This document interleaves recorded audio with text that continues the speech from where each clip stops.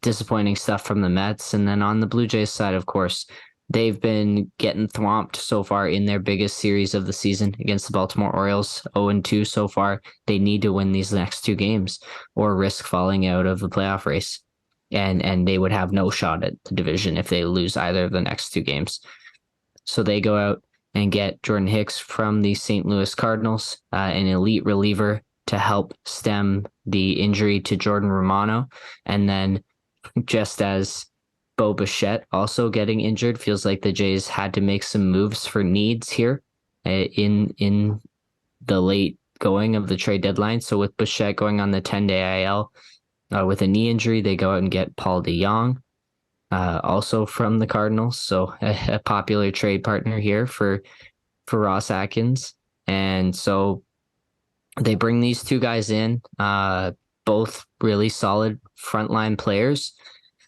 And now it's about culture and internal improvement. Like, who's going to step up? Because it's been good, but not good enough. And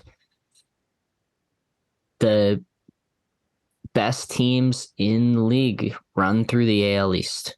As much as the other divisions hate to hear that, and the Astros being a team who have run the American League for the last 5, 6, 7 years, consistently in the regular season, it's been Tampa, New York, Boston, and now, of course, Baltimore at the top of that division.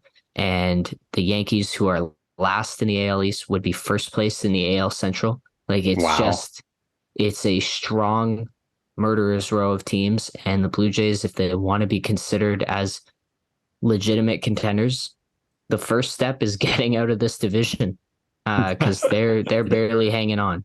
And so lots needs to be seen in terms of internal improvement.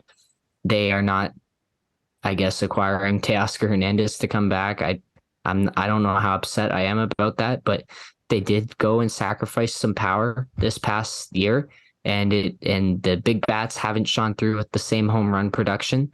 So they need timely hitting, and they need to stitch things together here in the late going and make that final playoff push.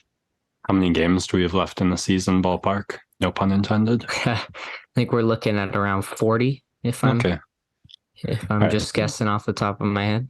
Plenty of time to check in on the MLB and other notes, but here we've got about 6 minutes to go on the pod, so I'm going to move things along to the combat corner.